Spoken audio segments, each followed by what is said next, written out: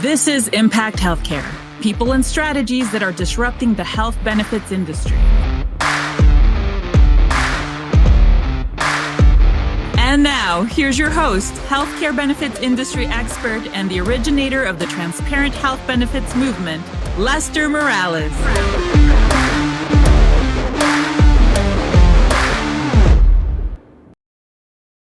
Welcome back to a live episode of the Impact Healthcare podcast. We are coming to you live from the U-Powered Symposium here in Miami, Florida. And I'm excited about this conversation as it's probably, if I'm guessing, going to get down to the people we wake up every day to service, which is an individual person.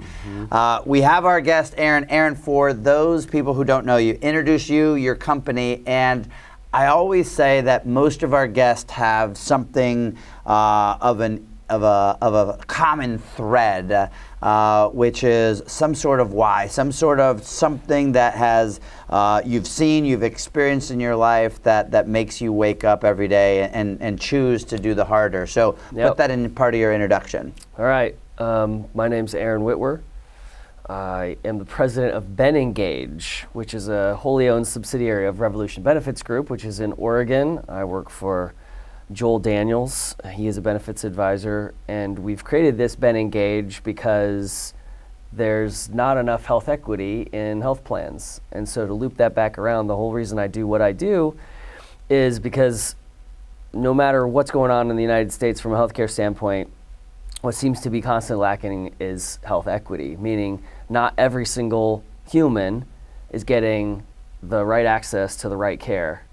And so the reason that's so important to me is I started off in healthcare, and I started off doing sports medicine actually, which wasn't particularly reactive. It was like, running out on the field when the football player hurt themselves. Okay. But after that, I went into the PT world.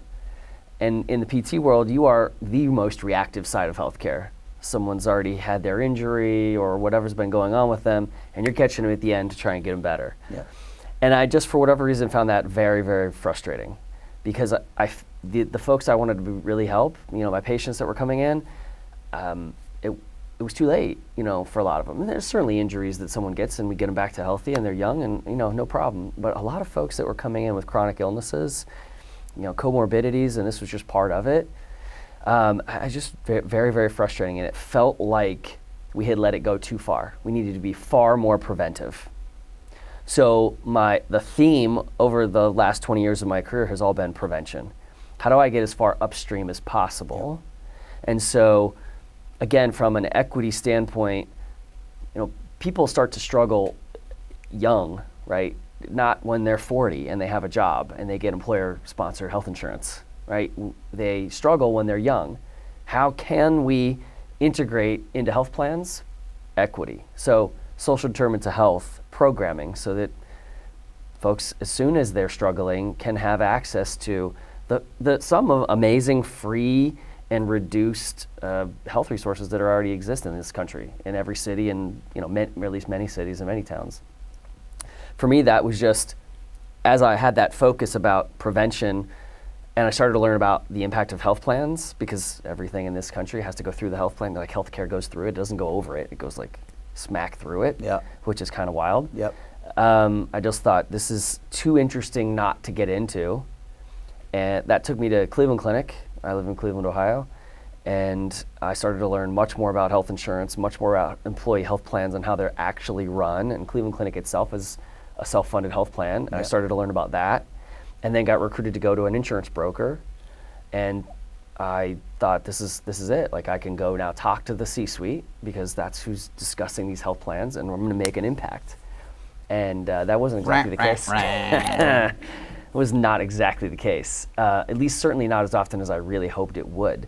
The discussions weren't around equity. It wasn't around health. It wasn't around prevention very often. It was around insurance design and insurance rates, stuff, renewals. And I just slowly got so frustrated I quit. And that was in 2019. And since then I've sort of been on this journey to just find as many like-minded professionals, healthcare and health insurance professionals that I can, and just collaborate and build as equitable health plans and parts and pieces of health plans that I possibly can. That's what I do now at BenEngage. That's what I did prior to this. That's how we came across each other too, because I think your story is, similar in a lot of ways. I'm having a blast doing it. Awesome. This is a phenomenal environment to do it as well, a symposium. So I want to start big picture with the word health equity, because quite honestly, it's a big buzzword in today's world. Like many things, I think things are buzzwords, and what do you really do about it, right? And so if we think of a normal employer, they've got a medical program, it's taken off the shelf, it is with a major brand, it has a major logo on it, and that same exact healthcare program, right, is applied to every single employee in that employer, regardless of some humongous differences of, let's just take a couple, salaries, the CEO making $250,000 and the janitor making $12 an hour are two totally different people. Yep. Race, ethnicity, religion. I am a Latin male, you are not. We are predisposed to different things because of our natural heritage, genetics, culture. Religion, culture, etc. Talk to me about that evolution of when we talk about that word health equity. And then I think in the constructs of these billion-dollar behemoth, organizations, the first question that comes in my head is, can it even be done in that environment? But I'd love to get, let's just start off with that jump point of, I don't think most employers probably even start thinking, my employees look different, they are different. What am I doing to help them? I also don't think that they believe they could help. I think that's it's a leap, it's a reach for a lot of employers. That's not my job. But at the same time, they do offer health care. Not just health insurance, they offer health care. I don't think it's as big a reach as they think it is. The baby steps for more equity, right? For more employers, health plans, the parts and pieces and solution providers that are here at a symposium like this, right, is not to think about everything we do as equal, right? That's equality, right? Everybody gets the same pen. Yeah. That's not equity. Equity is you get the pen you need and I get the pen I need. Yeah. Right? Yeah. You get the food subsidy you need, I get the food subsidy I need. You get the health plan that fits you, I get the health plan that fits me. That's a challenge when you design, because you have to have a lot of resources, I would say expertise, to build a health plan or resources of any kind, like large resources of any kind, to have it highly customized, personalized, but it's equity. Right. Because it's based on exactly what you said. Age, gender, religion, culture, all these things. Yep. That doesn't come into play very often. And so what we end up with and have ended up with are health plans, sort of because of where we are right now, talking about health plans, that fit maybe 2 or 3 health plans. They fit just so many people. Right. But oftentimes not the people at either end of the spectrum, by the way. Right. But certainly not the folks in the low wage earner, traditionally underserved population. And they don't lend themselves to prevention very often. Just all of this as I've gone through in my career working at, I'm on the foundation board at a nonprofit, our Safety Net Hospital in Cleveland. I love it. It's phenomenal.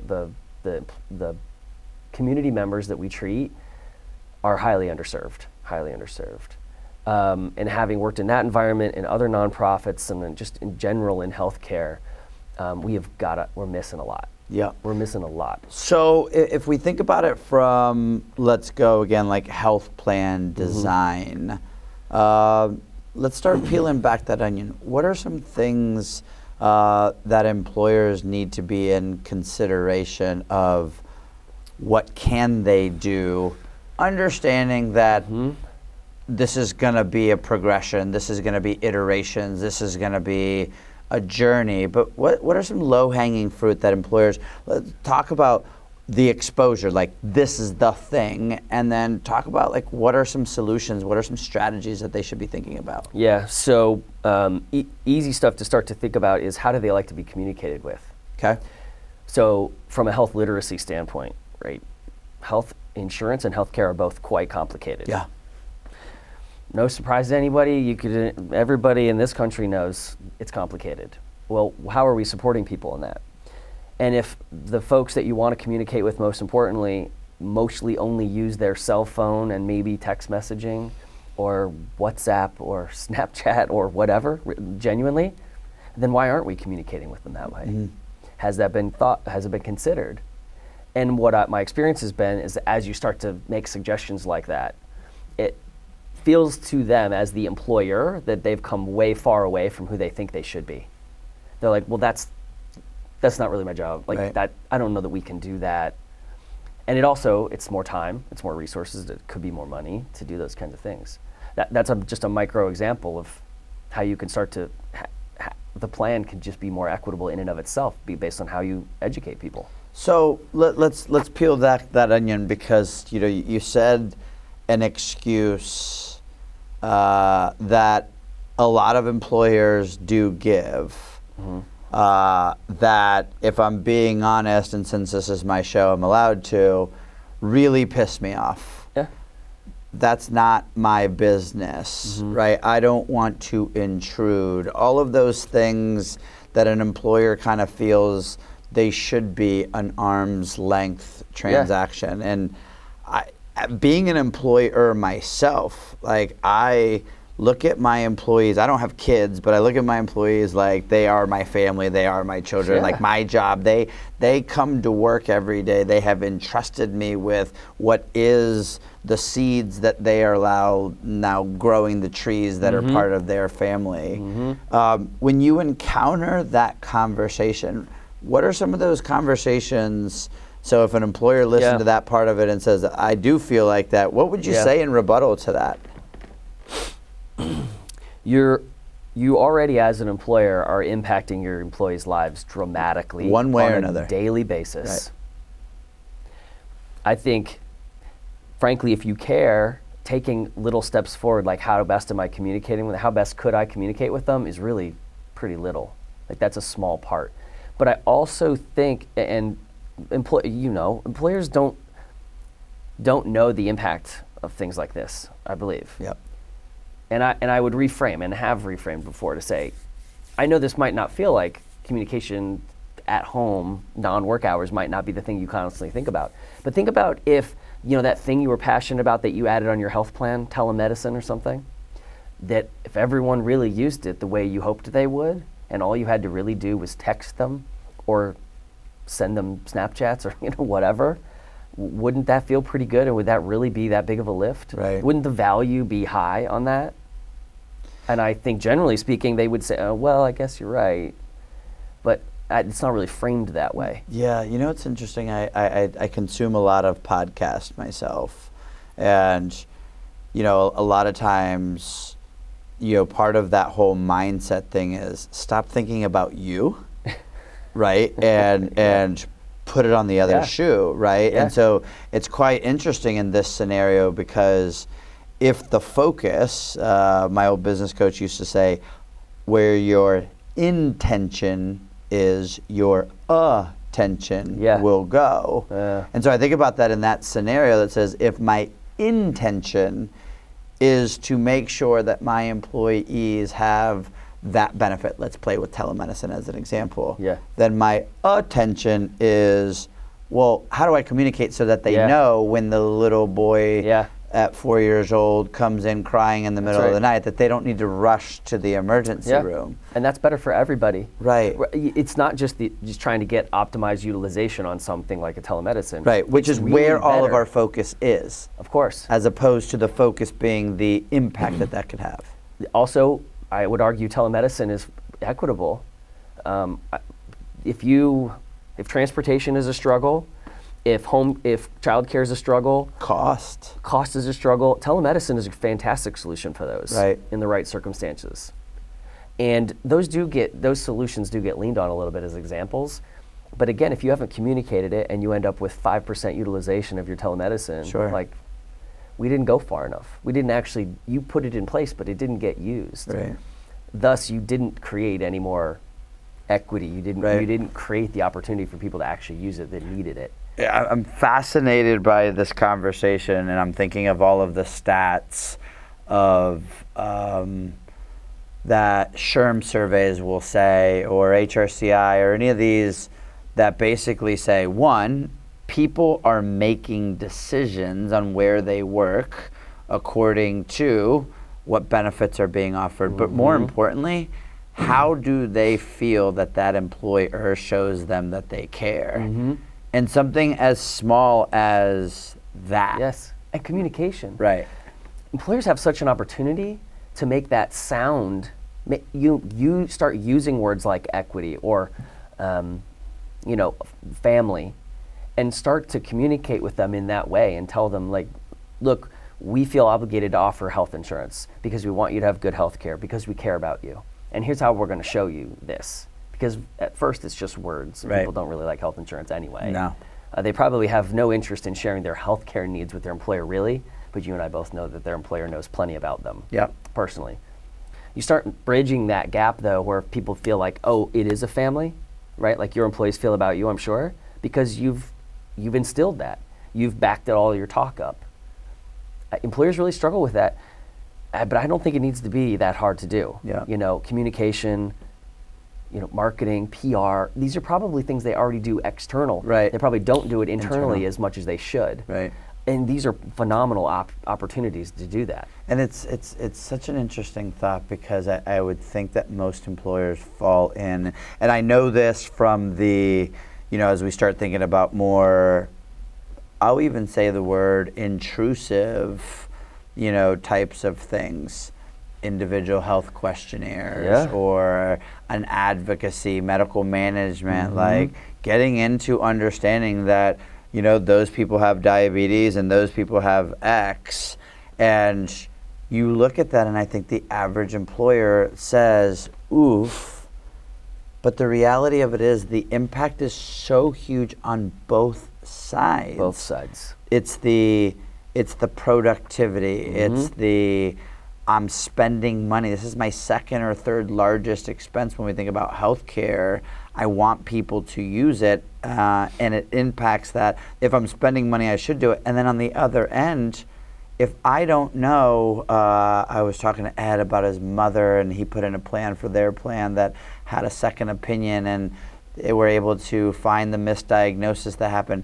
Well, if you wouldn't be in someone's business, you would have never known they needed a second opinion, and it saved somebody's life. So I look at this, like, what would you say to that employer, that advisor who's like, all right, I get it when you're down in the telemedicine stuff, but when you start talking about chronic stuff, game-changing, life-changing type stuff, do you feel the same level of passion and communication is necessary? Like, talk to me about that. Yeah, I think it's, so BenEngage that we're doing now, it needs to be, as it grows, needs to be better at guiding the employer to communicate.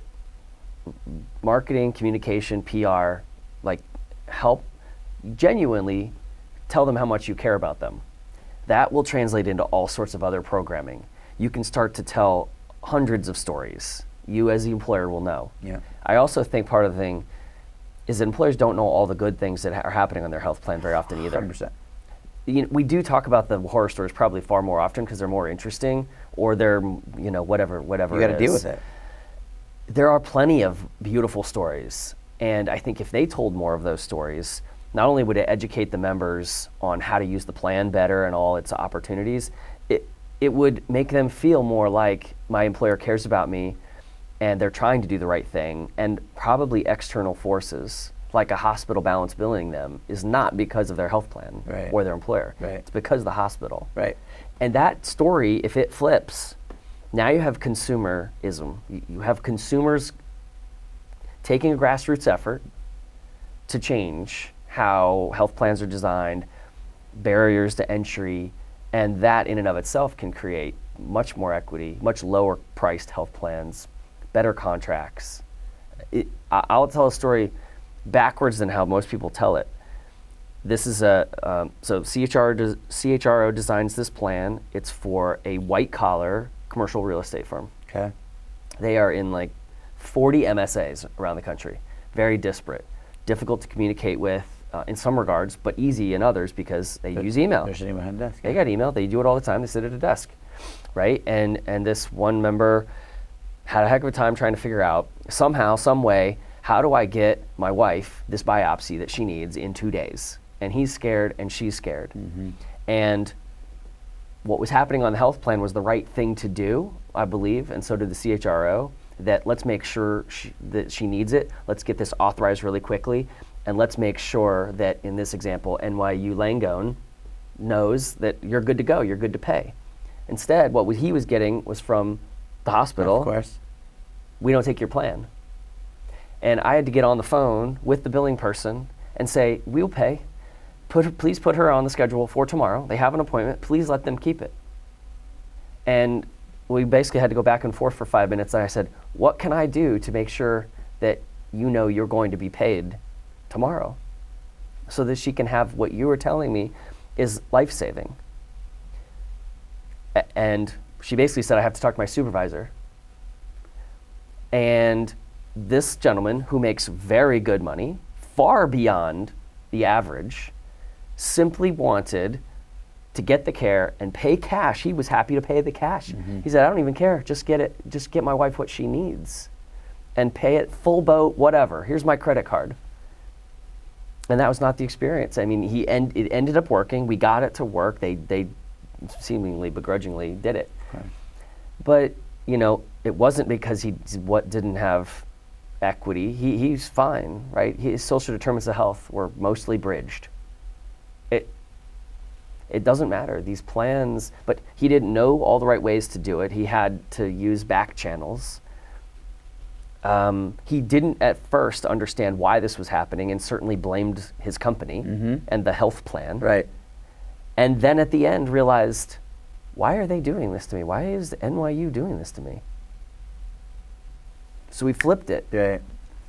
I had to giggle a little bit when you said, about the good stories. I often will say, like, nobody gets off the flight, right, and says, hey, flight attendant, thanks for my pretzels, just the amount of salts, the bubbles on my Sprite, nailed it. Mm-hmm. Hey, pilot, everything was on time, right? You only complain about my baggage lost, I was late, we were blah, blah. And I look at these types of things and I think, if we were operating in a world that ran like a Swiss clock, but if we think of, we're in healthcare, health insurance, but let's go health insurance as a vertical right this second and say the average player in this space, the big insurance companies, have a NPS, a net promoter score of mid-teens to 20s. Mm-hmm. The only category lower than that is typically cable and internet providers. So what I often talk to employers about is, what that means in English is the only people your employees would rather talk less to is your cable and internet provider. So when you say they love insert carrier name here, right, they don't care about the carrier. Yeah. They care that Dr. Jones is in the network and they can see Dr. Jones. Yeah. They care what comes out of their paycheck every 2 weeks. Yep. And they care about how much money they have to pay when they go to time of care. Absolutely. Those are the three things that they care, and that is what it is a carrier's job. Mm-hmm. In this example, what's quite interesting in this, which again drives me bonkers, it's like, hey, hospital, we're gonna give you money. Let's go. Period, the end. Yeah. The member we want to be taken care of, which PS is, you guys took an oath, right, to be in a business that the billing person didn't. Correct, and that's fair, I guess. And they're just doing their job, but man, I know, right. The number of times that this whole conversation gets blown to pieces because of the administrative crap that is in healthcare. So in that example, this guy is somebody who makes plenty of money, so this wasn't a conversation about that. It's a loved one. Not an access issue. Right. Not somewhat a literacy issue. Yeah, right? I don't understand what to do here. Right. But not financially. Those were not reasons he didn't get what he needed. And I would argue, which I think is an interesting discussion about, he's on this reference-based pricing or an open access plan where essentially there is no. And I actually said this to the billing person. He can go anywhere he wants. We'll pay. She's like, well, we don't have a contract for that. I had to ask her, did you verify benefits? She has no idea if they did or not. She's the billing person. Right. But I'm not sure they did. I don't actually think they did. Anyway, what I think is different and interesting is that there may be a decent argument to go back to the CHRO and evaluate, do your people need more of a network, more of a structured network? Would that create more equity? Would that give them more of what they actually want? Or do we keep fighting the good fight with an open access so the cost can go down? But it certainly didn't help his access. What's so interesting about that? And I don't like the idea of that because I don't want to lose flexibility. Right. I want to always let him get what he needs from a clinical standpoint first. And I think you and I both would agree that open access gives us far more flexibility, right, to steer and guide and make sure it's a bundled surgery and do all the things that help with quality. But quality is a moving target for him. Get my wife's biopsy tomorrow. That's all he cared about. Yeah. Yeah. So what's so interesting on that is like something that should be so much easier. Go wherever you want. Hospital will pay you. We're just going to pay you in a more direct mean. Yeah. Makes it so much harder, and it's all around the C word. Change. Yeah. Right? Yep. Nobody likes change. Yeah. But my buddy Albert Einstein, right? The definition of insanity. Yeah, right? Right? So if you were going to think about this, in the form of, let's go health equity, let's take this story, you've got millions of other stories. When you boil it down to the one or two or three things when you talk about that word equity, what are the two or three things that we talked about? Communication being a key one. Yeah. What are some of those other big pillars of that word? So it's, in our world, it's access to care, access to quality care, and I think literacy. I think those are focus. Every health plan should be forced to consider all three of those. Yep. How are we going to do this? Right. Maybe an advisor. Maybe it's more fair to put it on the advisor's, to-do list and the strategy. Right. Will they have good access? Really, like equitable access? Yep. Will they have access to quality care equitably? Will you communicate with them in the way in which they're actually going to pay attention and know and understand? Pay attention, know. Right. Exactly. Those three would be, those are still on the list for an employer. They already have to consider those things, even if they're not formally thinking about them. They sort of have to by getting health insurance. They did a geo-access report and did all that, right? They know. They just didn't think about it the right way. They didn't. So the next level up, though, is now taking these zip codes and now looking at where do these people live? Right. What might be their other struggles? And you could do that pretty easily. And then you could launch into, which has had some success in literature and not being done on health plans very often at all, is just survey everybody on a regular basis, quarterly. And anonymously, if you want to, just ask them, how are you doing in all these categories? How's your food access? How's your transportation? How's childcare? Do you understand our health plan? Do you understand where to get care if you needed it tomorrow or tonight, or if your kid needed it? Mm-hmm. Just ask. They might not even know that they could go to the food bank. Maybe they didn't even know they could get free transportation credits. Though again, those things feel like for an employer is like it's too far away. Like that's not my job. That's not what I could do. But they don't really have to do it. And I think if advisors could start to take the next step towards that. So get access, quality, and literacy, communication, education, get that. But add on more social determinants of health equity programming that help bridge the gap. Can you imagine what that would feel like to the employee? And I think there's just such great value, right? It's high quality, it's super low cost. I think that just creates massive differentiation and would probably, because it's consumer focused, probably get massive adoption. Yeah. I look at this and I'm like, the unfortunate part, and you exercise, I view all of this, and I remember having conversations with my mom about fixing healthcare. Mm-hmm.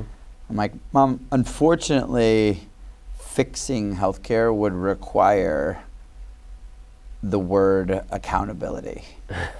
Right? Like, everybody's accountable for their own actions. You stuff your face with bad stuff, you are not going to be, and so I look at this in the same kind of conversations as, is there an employer who would argue any of these on a one-off conversation? Not at all. Is there an advisor? Nope. Yeah. It's hard. Yeah. It's a harder approach, right? It is more things. It is easier. We have taught people that the easy button in healthcare is the way to go. Yeah. I buy everything from a brand that has their name on the baseball field or runs the commercials on TV. My employees are used to having that little logo on their card when they take it out of their pocket. You look at that, and all of that is just the easy way. Yep. But easy. And I would argue easy in every other aspect of our lives has never produced the best results. It doesn't work that way. No. So I want to maybe close the conversation with the belly button story, right? The actual individual person. So we talked about this guy, but he was on this spectrum. Yeah. Talk to me about somebody, on the other side of the spectrum, somebody that, without thinking of these things, probably would have had a much different conversation, much different outcome. Yeah, I worked for an advisor in Ohio a few years ago, 3 years ago now, I suppose, and this phenomenal example came up. He had just put in second opinion services, and this was a car dealership, I believe is what it was, employee, and it was brand new to the plan. And I think one of the lucky parts was because he's phenomenal at educating them at open enrollment, that this woman remembered. And so a month later, when her hospital in West Virginia told her that she had cancer and they needed to start chemo next week or radiation or whatever the treatment was, she said, well, I think I remember that I'm supposed to call somebody about this. Again, this is low wage, modest wage earner in rural West Virginia. She called. Certainly they said, yes, we're going to pause this. We're going to go as fast as we can. We understand. She was flown to Mayo. She did tests at Mayo for 3 or 4 days. At the end of it, Mayo said, you don't need treatment. We have a different treatment. It's going to be a pill form. You don't need to go through any of the stuff you were about to do, which might have in and of itself killed you. Sure. And go home. And it didn't cost you a dime. That changed her life. Sure. That changed her life. And it reiterated to me that, these programs can be equitable. They can do the right thing, no matter who you are.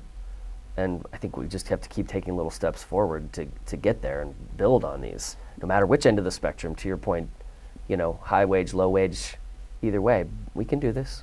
We do it in other worlds. In every other world. Every other situation in life and in the United States. And there's probably a way for people to make money too, which we love.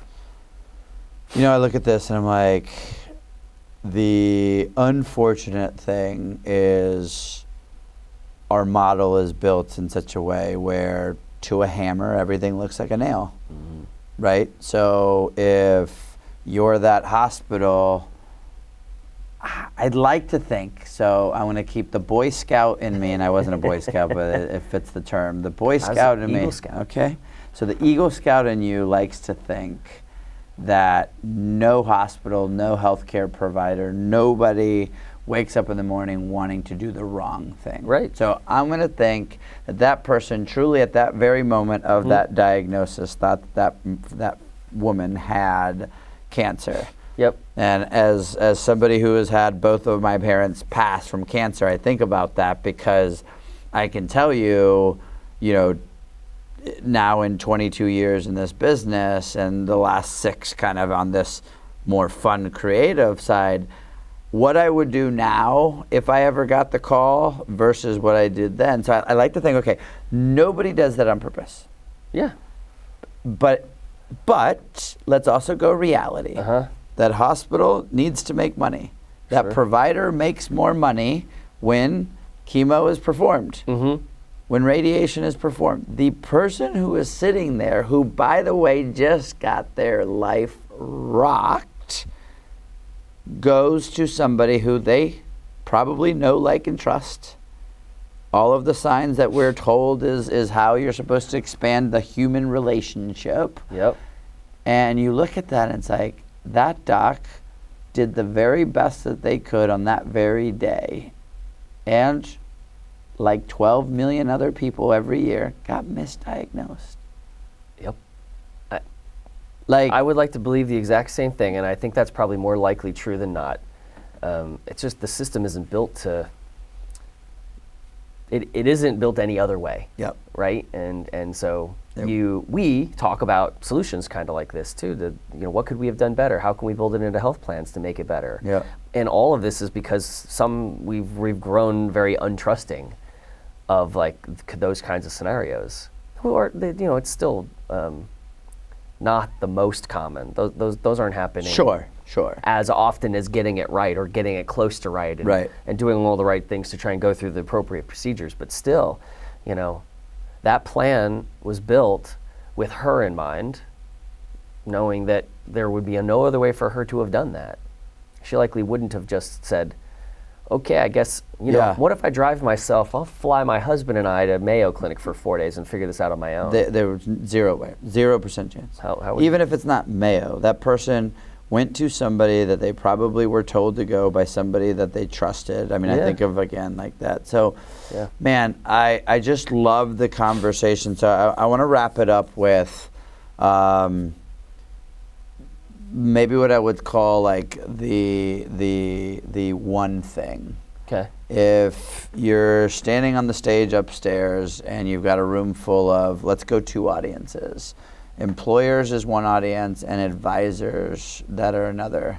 Maybe your story is the same to both, and if it is, then it's one answer. But what would you leave that person with? You're at a conference, you're listening to all of this stuff, you're hearing all this stuff, employers get told a bunch of stuff, advisors get told a bunch of stuff, everybody hears a bunch of stuff, there's a bunch of noise. What's the one thing from Aaron that you said, hey, take this away? I think I would tell employers, you're already providing health care. I think you, as much as anyone else, wants to do the right thing, because if all you have to do is think about your own family. So what would you do? What would you want to have access to? And I think oftentimes decision makers are much more privileged, and so they tend to make more decisions that they think would suit them and maybe their peers. So you're already providing health care. Let's think about everybody on the plan. Sure. And from the employee standpoint, I suppose, or the advisor standpoint, it's either one. Yeah. We're gonna just have to try harder to think about the impact of these health plans, and we need to stop every once in a while and think about who's impacted by this one-stop shop plan I just put in place. And if we're not, you may just need to do something different. Like there may be a better role for you that you'll be more passionate about, or that'll be more fitting for you. Because I fear if we don't, we're just going to keep going backwards, and we're going to be putting in place different one-stop shop plans as opposed to the ones we're fighting against that seem to be, one-stop shop. Yeah, it really, at the end of the day, it takes a lot of courage. Right, it takes a lot of, as somebody who spent the first 15 years of my career doing exactly that, right? And I was very good at it. But you wake up one day. I always say this: I don't fault the norm. Sure. right? Because you know what you know until you know something different. Yeah. But I end that conversation with now once you know, right? It's the old Peter Parker, Spider-Man, right? With great power comes great responsibility. That's right. And knowledge and understanding that there is a different way is one of the greatest powers that we can have. Now it's, what do you do with it? You know, the other thing I would tell advisors is you're not alone. So the first comment could feel like a mountain.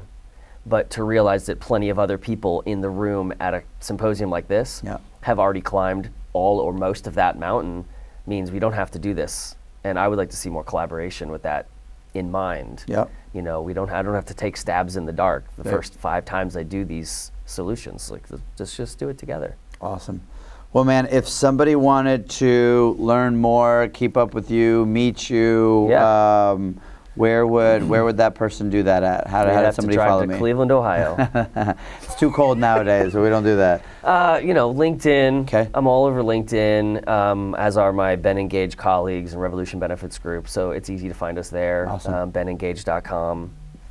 We'd love to talk to people interested in that kind of the stuff we're interested in, and we just want to chat it out. Awesome. Well, thank you so much to my Impact Healthcare crowd. You will see the text community number below. Make sure you text that with Impact Healthcare so we can let you know that another episode is dropping. Aaron, thank you so much for these conversations fired me up because obviously, again, this it gets a little lonely at times, thinking that you're the only one screaming something. And so when multiple people get up and scream with you, it's a lot of fun. So thank you very much, man. You bet. And to my Impact Healthcare crowd, we'll see you next episode.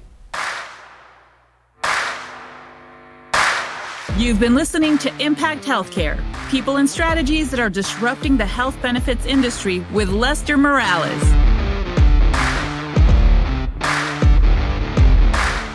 Remember, the journey to getting 20% savings on your healthcare benefits starts with total transparency.